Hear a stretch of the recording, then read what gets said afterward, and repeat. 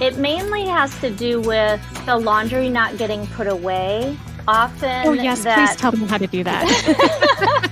Get your husbands and your kids to help. Yes, exactly, Kim. Welcome to The Art of Custom from Hibbs Homes. Sponsored by Pella Window and Doors and Ferguson Bath Kitchen and Lighting Gallery. In this episode, we are organizing our way to happiness. Susan Stewart, owner of Perfectly Placed Organization, joins us to discuss the tips and tricks for organizing your way to a happy space. Enjoy.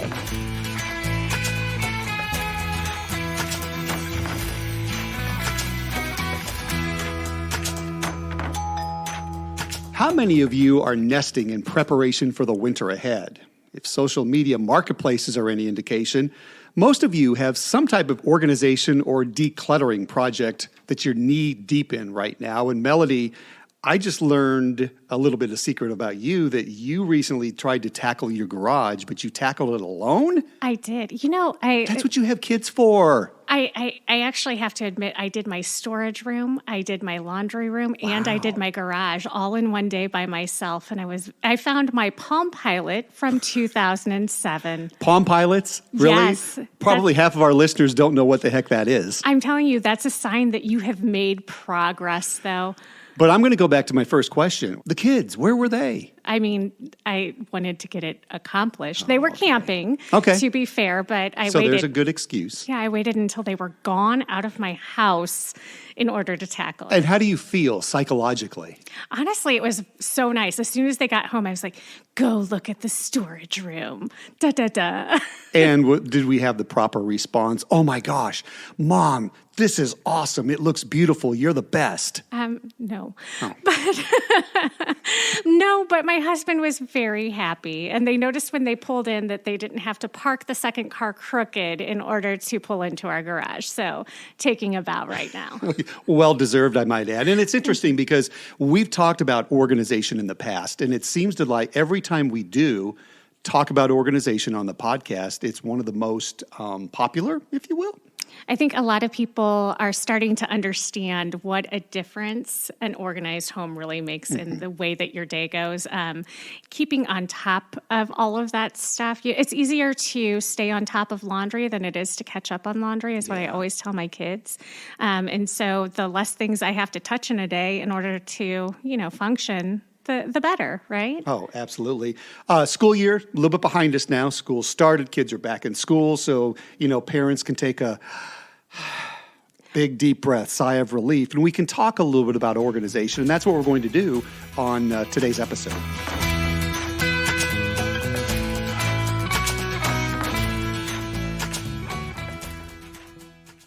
With the start of the school year behind us and with the holidays coming up and so many things coming into our house, we thought it would be a good idea to bring on Susan Stewart. You are the owner of Perfectly Placed Organization. So tell me a little bit about how you got started in the organization business and actually turned it into a career.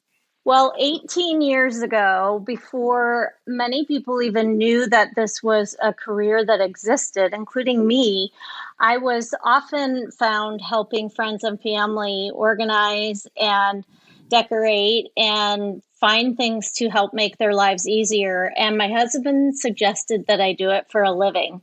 So that's when I looked into it and started my company.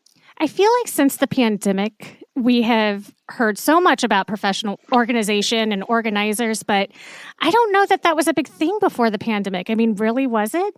It has been around for a long time, but some recent things have brought it to further light, and that was Marie Kondo and then the show The Home Edit. So those two things have really brought about more awareness to our industry. I love the home edit. The color organization is so pleasing. But, one of the things that I've wondered about often is there's so many different types of organization styles. I mean, there's one that's like the bugs and butterflies, and then there's the color. I mean, how do you find one that works the best for you? And do you recommend that everybody goes with the same thing, or how do you approach it? I think finding an organizer that you feel like you have a good connection with is probably the most important thing. And then, just taking into account your lifestyle. So, for example, a lot of times people will come to me and say, I saw the home edit and I want to decant everything in my pantry. And I'll say, well, with three kids and different activities and all of that, do you really have time to like pour every, box of cereal or box of snacks into a container? I'm not sure you do. So helping them think through the reality of their organization.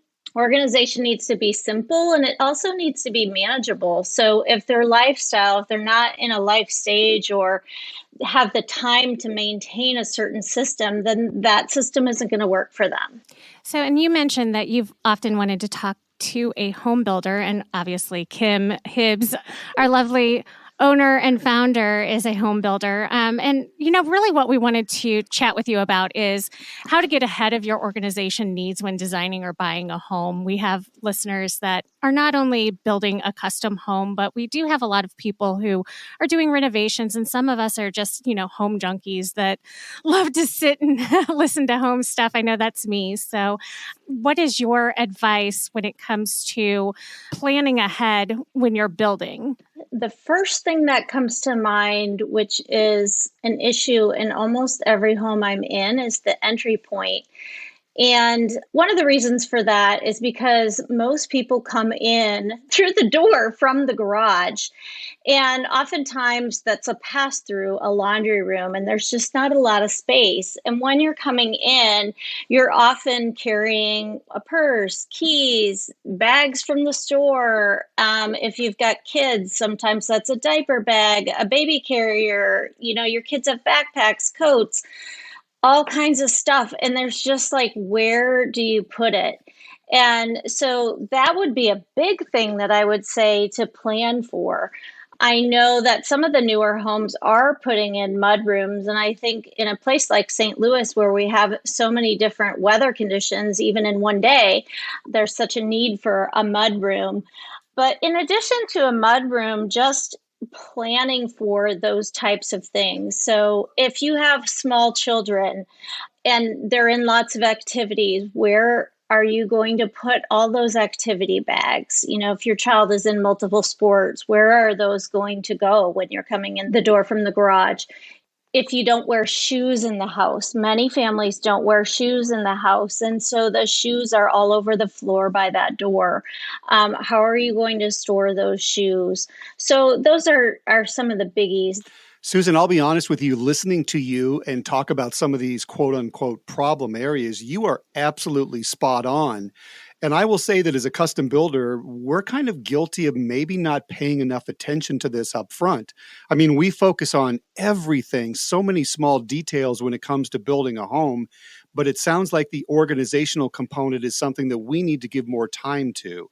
So in addition to maybe talking about the kitchen and the flooring and the lighting and the plumbing, it almost sounds like it would be helpful to get maybe some sort of an organizational designer like you involved. And if you're going to do it, you need to do it early in the process, which can help with the design phase as well.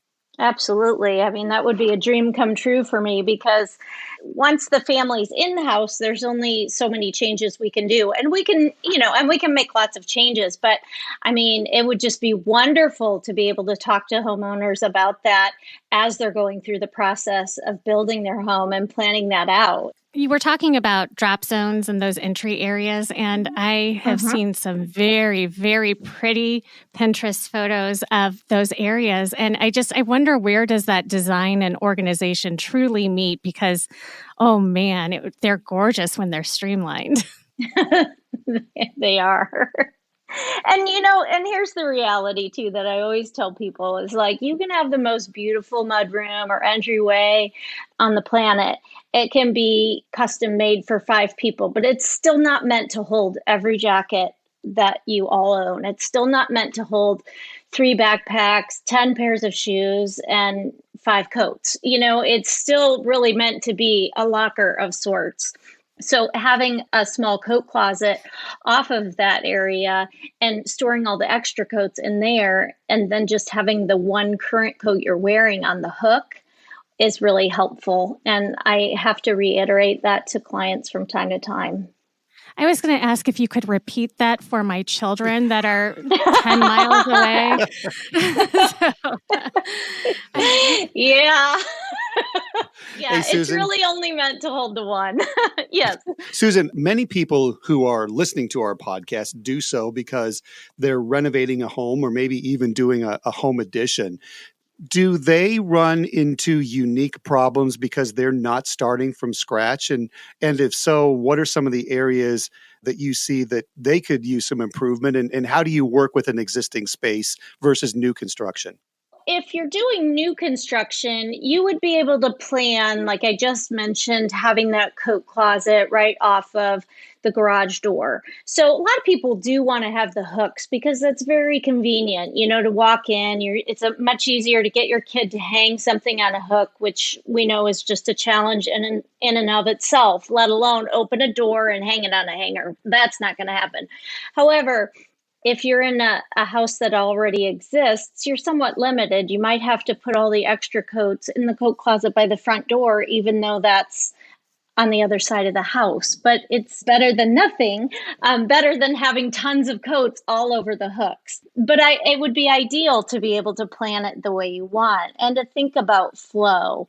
And I just think that's something that a lot of people, as organizers, we do think about that. But a lot of times people, they're looking at just the aesthetics, which is hugely important. Aesthetics are hugely important to me, but you really do need to think about the flow of your family and your lifestyle, and your home needs to make sense from a flow standpoint.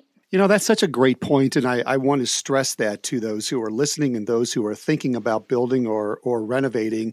As you look through magazines, as you look at videos, as you look through social media, not only are you looking for cool ideas on ways to finish the house, but really take the time to think about and write down how you and your family use your house, where you could use help with organization. Because when you meet with someone like Susan, or you meet with the architect or whomever is helping you design the house, having that information available is going to make it very easy for us, a builder or remodeler, to try to improve some of those pinch points, if you will. So good information there, Susan. I really appreciated that.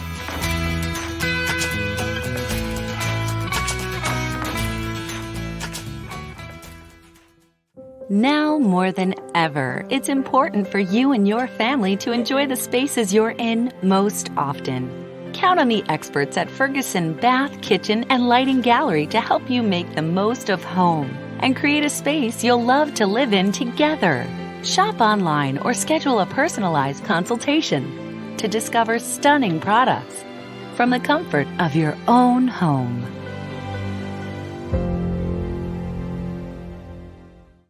So my question is, as a not professional organizer, what questions, I think about what is the flow of my day to day, but what questions would you ask me in order to determine what that flow is? Well, one of the questions I always ask at a consult is, what frustrates you the most? What, on a daily basis, what certain thing is the most frustrating for you? So is it the shoes all over by the door? Is it I can't get the laundry put away, or my pans don't fit in the cabinet closest to the stove? So the things that frustrate us are often a good jumping point to the problem areas or what isn't working well in the flow. And what other kind of gotcha areas aside from those entryways do you typically see in someone's home? Laundry is another big one. It mainly has to do with the laundry not getting put away. So often... Oh, yes, please tell me how to do that. Get your husbands and your kids to help. Yes, exactly, Kim. I usually say it needs to be something that's delegated. And then setting up some systems so that you can delegate it.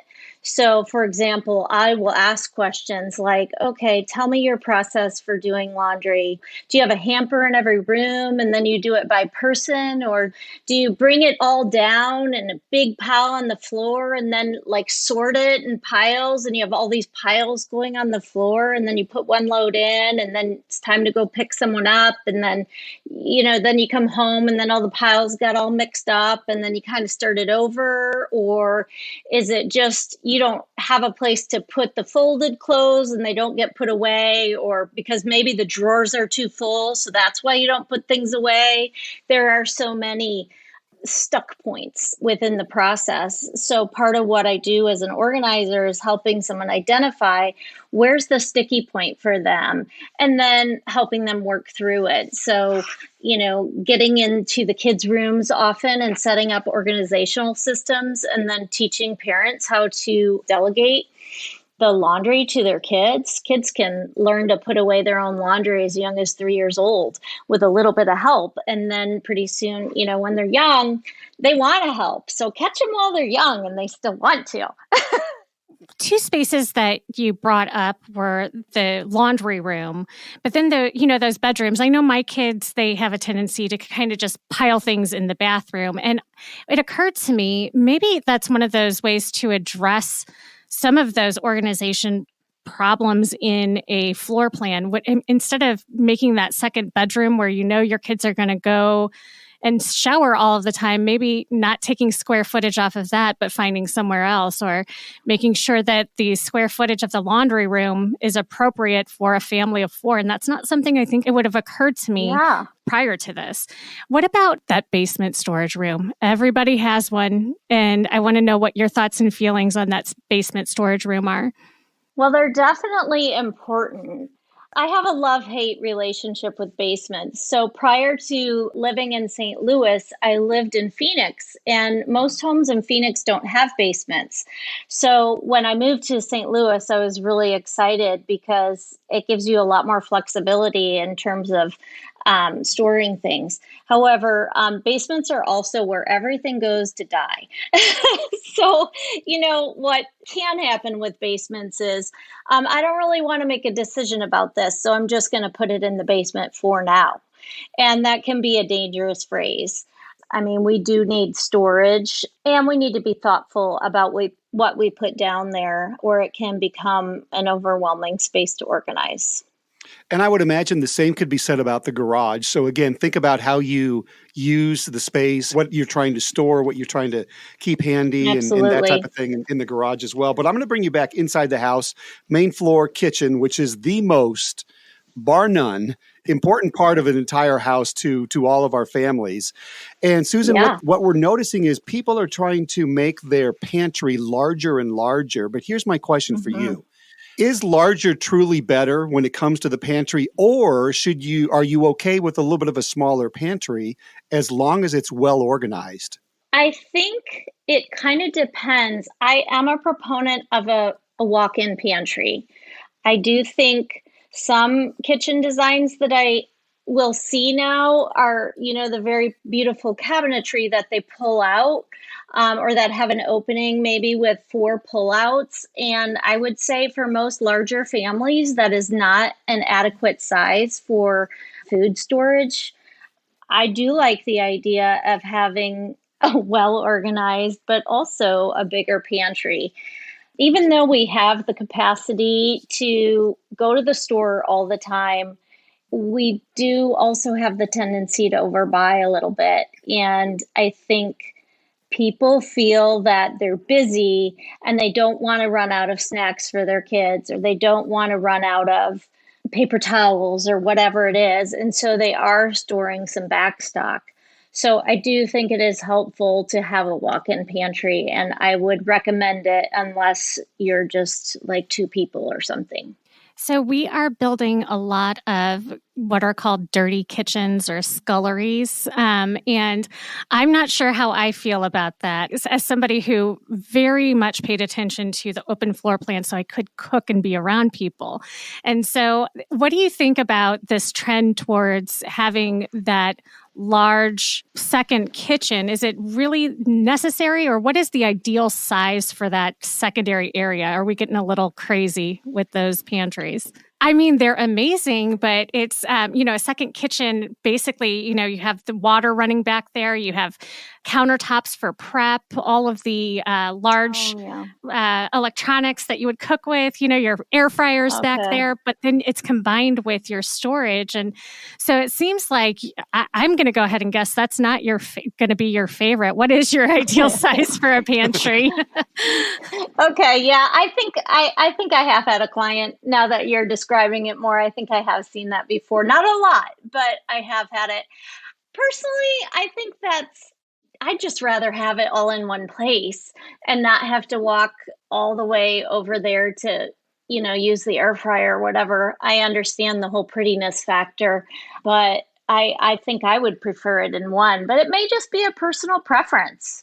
You were talking about garages, and I cleaned out my garage over the weekend. Yes, by myself. Thank you. Where was your husband and your kids? They were camping. Oh, okay. Yes. Give them a pass. Yes. And what I realized is that third garage, it had not occurred to me up until this point, but is the reason that everybody has that 3 garage thing is really just for bikes and mess, because I wouldn't have had to have done that if I had 3 instead of 2. Before Susan answers, I'm going to answer the question. No, because we use our 3-car garage for 3 cars. Well, I don't have a third driver in my house yet, so I guess that's a good point. So Susan, what's your answer to Melody's question? Yeah, it's good. I'm glad you're bringing up the garage, because that's another thing that I feel like often isn't big enough. They're making cars bigger and bigger. So I was in a garage, I was organizing a garage on Friday, and the client that I was working for said that his truck is so long, it comes just inches away from the wall when he pulls in. So we couldn't put anything on that wall. And I think that's just happening more and more. I will say that we have a 2-car garage, and we just did a huge garage makeover, and I just posted my video on social media on Friday of that makeover, it's pretty cool. But anyways, it's so tight. We can get both cars in, and it's very organized, but you can barely get out when you open the doors. So I do wish we made garages just a couple feet wider and maybe a couple feet longer. That would be my big wish. So it is nice when you start to get teenagers driving to have that third car. But I would say most people are doing that for all the sports equipment and bikes and some storage. I mean, in Missouri, I think most people are using the basement for long-term storage in terms of holiday decorating and memories and that kind of nature. But definitely, like all the bikes, sports things, the big riding toys, all of that, it takes up a lot of space. And that ends up in the garage. And I know it's going to be dependent upon the size of the project we're talking about, but give us an idea, if you will, Susan, some of the typical, or maybe give us a price range, if you will, for a garage or a basement and that type of thing, because we do want to help our listeners understand a little bit about the process and a little bit about the pricing. So give us some guidelines as far as what people should be planning to spend if they're going to look to organize something like the garage, the basement, maybe the pantry area and all. Our packages are on our website, but I would say that for a garage or a basement, your average is going to run probably between $1,300 and $2,500 for labor. And then it would be additional if you needed to bring in additional storage products.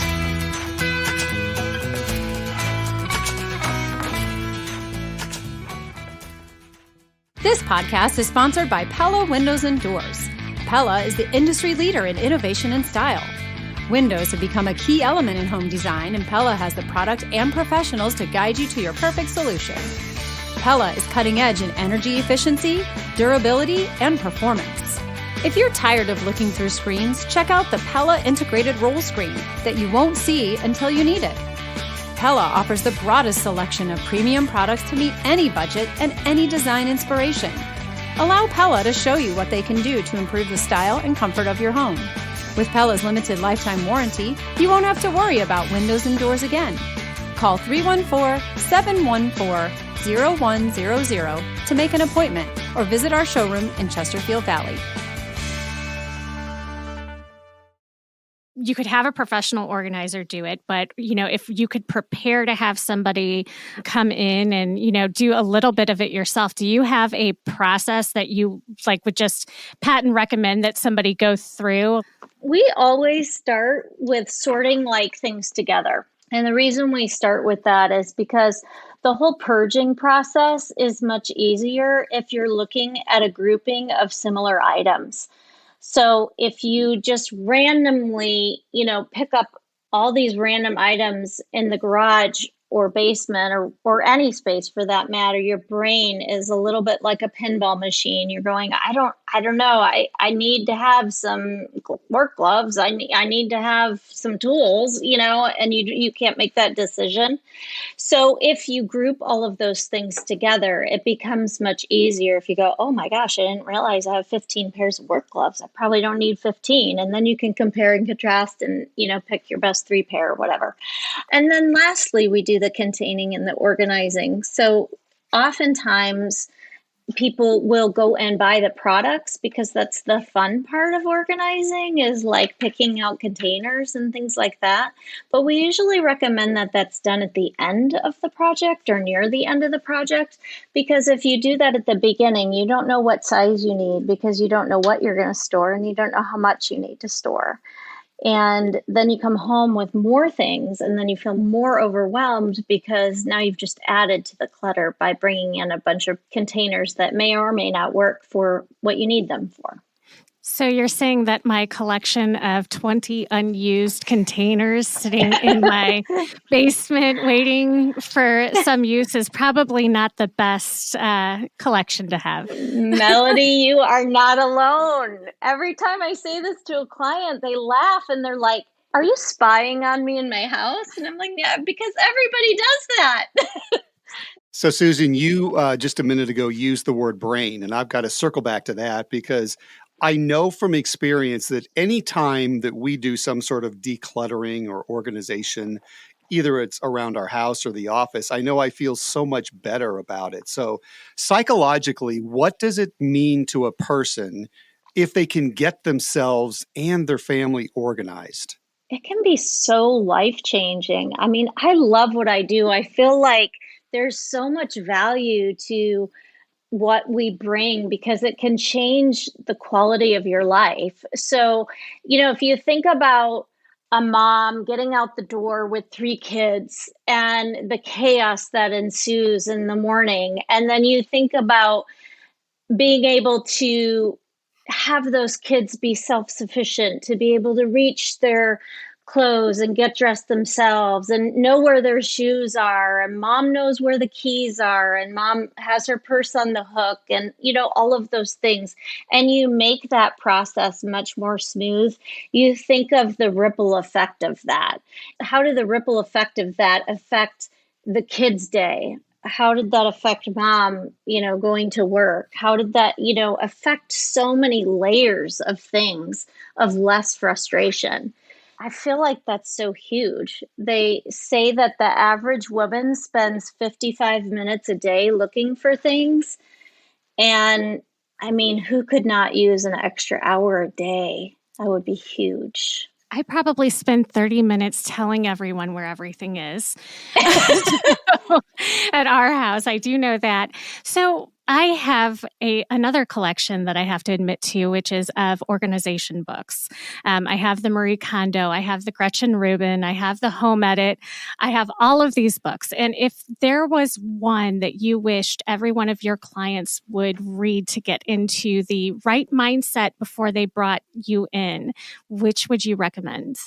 I've got a secret. I'm not a huge reader. My thought is, don't read about it. How about just do it?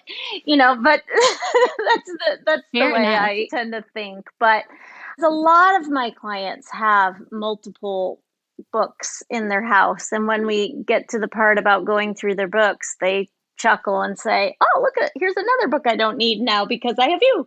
So, if you find yourself collecting a lot of books about organizing and you're still finding yourself a little bit like deer in the headlights, then what's probably true is that you need some hands-on help, and there's no shame in that.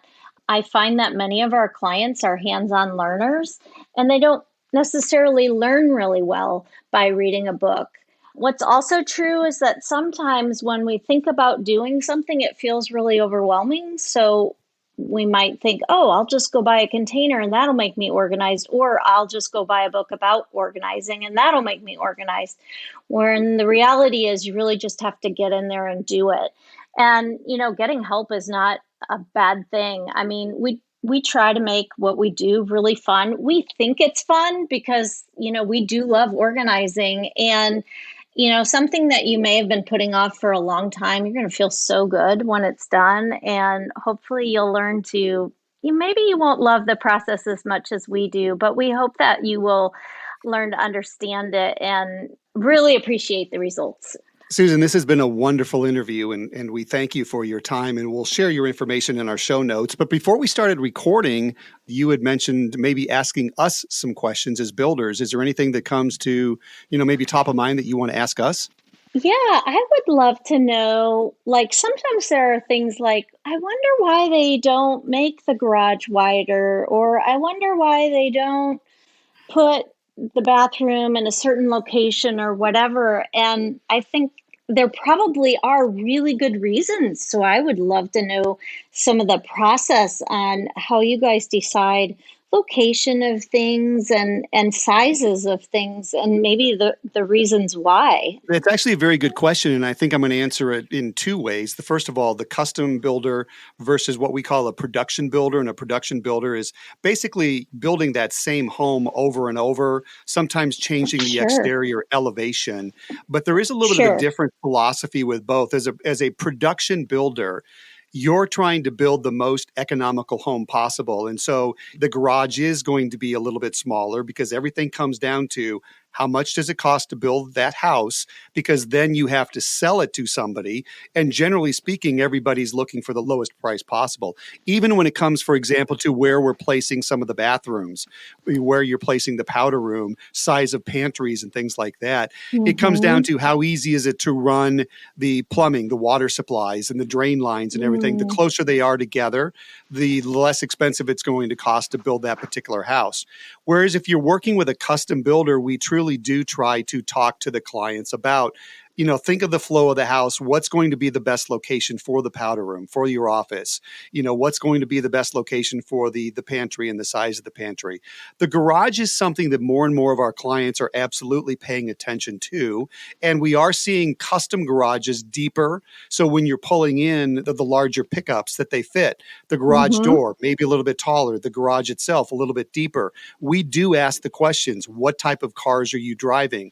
How many cars? What are you trying to store in your garage? So as a custom builder, I think we're more in tune to asking questions that are going to deliver the home that the client wants.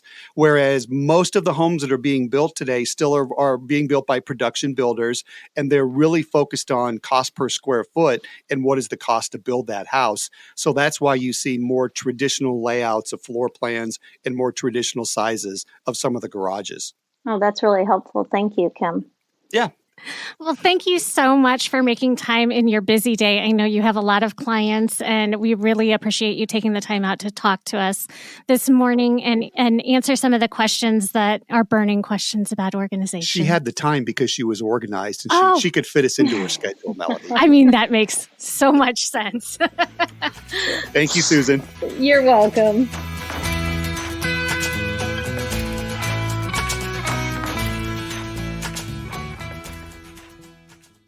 Melody, I'm absolutely shocked. And what I'm shocked about is it's still mind-boggling to me that the average woman spends 55 minutes a day looking for things in the house. That's an hour of your day looking for things. Not in my house, you don't. Well, I'm talking about, did you hear when I said the average woman? You're well above average. We know that. We know you're an organizational freak. Yeah, I mean, I'll own it.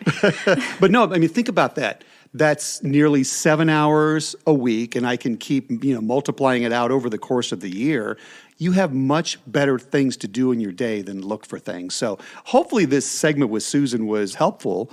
And you don't have to live in St. Louis. If you are, contact Susan. But if you're outside the St. Louis area, there's a lot of great opportunities to get with somebody who is a true professional at organizing and have them help you. And we talked a little bit about cost during the segment. It's really not bad. No. And, she is part of a national organization for home organizers. And if you go down to the bottom of her website, you can link to this organization and find some folks in your area that would provide services, kind of like how we're always encouraging people to reach out to their local HBA. I didn't know that. That's really good information. And the other thing I want to make sure people understand is get organized before you start the design process. Truly understand where your trouble spots are and address those during the design of the house. Well, and I think that's why there are actually quite a few organizational freaks that work in our office. I mean, you have to be organized in order to move through the custom home building process, right? And it's kind of our job to keep our clients organized. Yeah. So I encourage everybody to reach out to their organization gurus and read books. I know she says you don't have to read books. But you can do it yourself, right? Oh, yeah. And, it's so satisfying just to look at other people's organized pictures, too. I mean, really. Satisfying, or can there be a little bit of jealousy involved and maybe frustration because you realize, well, you know what, I'm not that organized. I know, yeah, well. All of the above. All of the above. But. Hey, we're definitely going to share Susan's contact information in our show notes, as well as this is interesting, we have a special resource. It's a list of clutter-free gifting ideas. That's very interesting. I am actually putting that together myself because nicely done. We talk a lot about experience here and, gifting experiences. That's really what it is. It's going through, what is the stuff that you're not going to bring into your home that you can, create an experience for someone. So just going to put that in. We have a lot of holidays coming up in the next couple of months. So very timely. Yeah. We also encourage all of our listeners, if you have any questions, let us know. We're happy to be a resource if you're building, if you're remodeling, renovating, or just want to say hi. Reach out. Our phone number 314-266-9709, 266-9709. Melody, usually when we're at the end of episode 10 for the season 5 like we are now, we're telling our listeners we're going to miss you. We'll be back. But you've got some kind of interesting news, don't you? I do. We're going to have 2 additional episodes because we found some really cool stories to share. One of them, we're going to do a special Halloween episode, and I don't want to ruin it for everyone, but it might be a little spooky. We might have to put a rating on it. We'll have to see. So, and then we have a really cool expert who was actually featured on a Netflix show for having a personalized home. And so he's also going to come in and chat with us a little bit about how you can make your home so one of a kind. I mean, that's your specialty, right? Doing custom homes. So we thought we'd get some really cool, innovative ideas. So definitely worth having 2 additional episodes this season. Wait. So thank you for that. And what's also interesting is, after the holidays, because everybody gets really busy with all of the holidays coming up. So we'll take our traditional year-end break and come back with season 6 after the first of the year. But it's going to be fun to have those bonus episodes. And also, we've been able to drop some bonus episodes along the way. If there's something interesting that happens in the market, we've talked before about lumber prices. We've talked before about mortgage interest rates and things. So we want to be a little bit more flexible because if something interesting happens, we will absolutely have the bonus episodes that we'll drop occasionally. And just having that flexibility, I think, is really good for our listeners. Keep an eye out. We might slip into your feed. In the meantime, we will see you again for episode 11 coming up pretty soon. Just stay tuned and we'll drop that and you'll enjoy it. It's going to be scary fun though.